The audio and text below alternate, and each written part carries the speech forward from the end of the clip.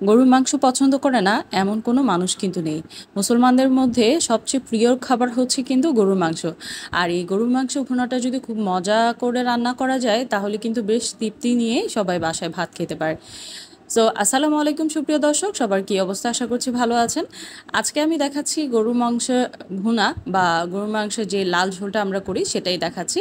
তো প্রথমে আমি কিছু গরুর মাংস নিয়েছি, মানে এখানে প্রায় 1 কেজি গরুর মাংসর মতো আছে, সাথে হচ্ছে অল্প কিছু হাড্ডি মিক্স করতে। আর গরুর মাংসের সাথে যদি হাড্ডি মিক্স না থাকে তাহলে তো মজাই থাকবে না।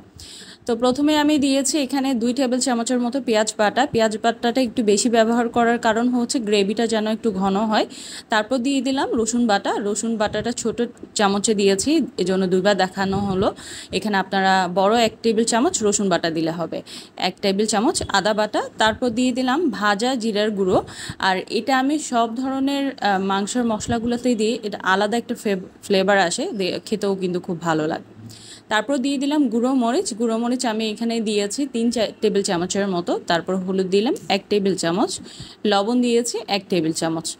আর এই সব কিছু দেওয়া হয়ে গেলে তারপর দিব গরম মশলা দিয়েছি এখানে 1 টেবিল চামচের মতো। তারপর ধনিয়া গুঁড়ো দিয়েছি 1 টেবিল চামচের মতো। এবং মাংসটা রান্নার সময় আমি মাঝখানে আরেকটা মশলা দিয়েছিলাম, যেটা আমার ভিডিওতে স্কিপ হয়েছে। সেটা হচ্ছে গরম মশলা, মানে ঘরে যেটা রেডি করা থাকে আমাদের বাসায়, সেই গরম মশলাটাও দিয়েছিলাম আরও 1 টেবিল চামচ, যেটার কারণে আসলে কালারটা খুব সুন্দর আসে এবং টেস্টটাও আরও ভালো আসে। লাস্টে আমি অ্যাড করেছিলাম সরিষার তেল, আর সরিষার তেলটা অল্প পরিমাণে প্রথমে দিয়েছি। দেওয়া হয়ে গেলে সব কিছু মশলা একদম ভালো করে মশলার গায়ে, মানে মাংসটা ভালো করে মেরিনেট করে নিতে হবে। আর এই মেরিনেশনটার ক্ষেত্রে আপনারা চাইলে যদি আধা ঘন্টা বা 1 ঘন্টা রেস্টে রাখতে পারেন তাহলে ভালো, মাংসটা সিদ্ধ হতে খুব কম সময় লাগবে। সো আমি একদম রান্নাটা শুরু করে ফেলবো, তাই মেরিনেট করে আর রাখলাম না। আপনাদের হাতে সময় থাকলে অবশ্যই রাখার চেষ্টা করবেন।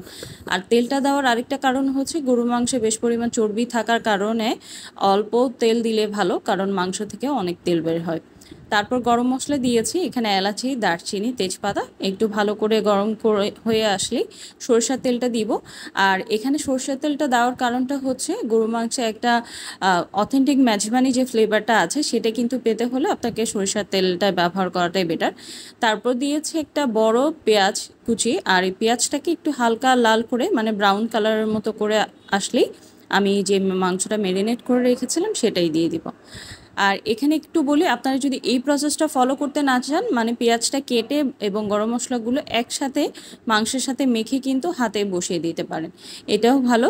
বাট এটা করলে পেঁয়াজের যে একটা ফ্লেভার আছে, খুব সুন্দর একটা বেরেস্তার ফ্লেভারটা থাকে। আর মাংসটা কষানোর জন্য খুব ভালো হয়।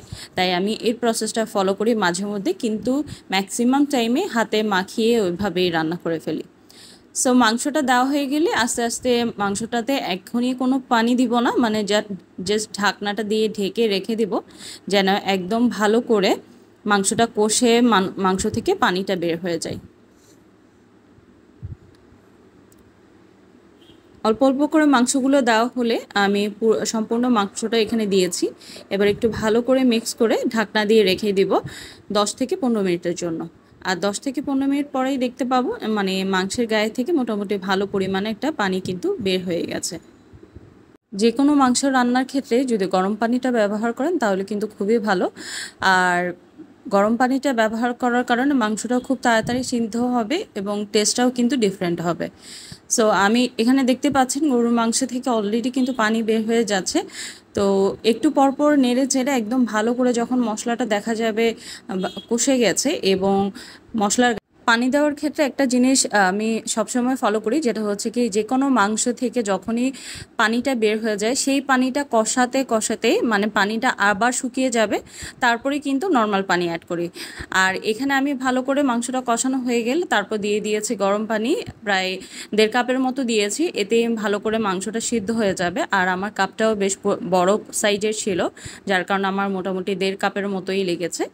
তো পানিটা দেওয়া হয়ে গেলে আবারও ঢাকনা দিয়ে রেখে দিব। এখানে আসলে গরু মাংস রান্না করা খুবই ইজি, মানে একটু পরপর জাস্ট নেড়ে দিলে হয়, আর কিছুই করতে হবে না। এই যে কালারটা দেখেন, অলরেডি কিন্তু রান্নার শেষের দিকে আমার মাংসটাও সিদ্ধ হয়ে গেছিলো ভালো করে। এ পর্যায়ে আপনারা যদি চান সামান্য পরিমাণ পেঁয়াজের বেরেস্তা উপরে দিতে পারেন, বাট এটার কোনো দরকার হয় না, খেতে এতটাই টেস্ট হয় মানে। আর আমরা প্রায় সময় দেখা যায় গরুর মাংসে সামান্য পরিমাণ আলু ব্যবহার করি, আলুটা ব্যবহার করলে তো আরও টেস্টটা ডিফারেন্ট হয় আর খেতেও অনেক আসলে মজা লাগে। সব কিছুর সাথে আলু ব্যবহার করাটা এটা আমাদের একটা জাতীয় সমস্যা বলেন বা উপকার বলেন, সব কিছুতেই কিন্তু আমরা আলু খেতে পছন্দ করি বাঙালিরা।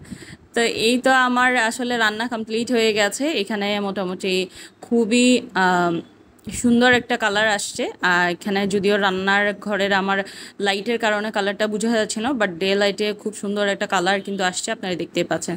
সো রেসিপিটা যদি ভালো লাগে চ্যানেলটা সাবস্ক্রাইব করবেন। থ্যাংক ইউ সবাইকে।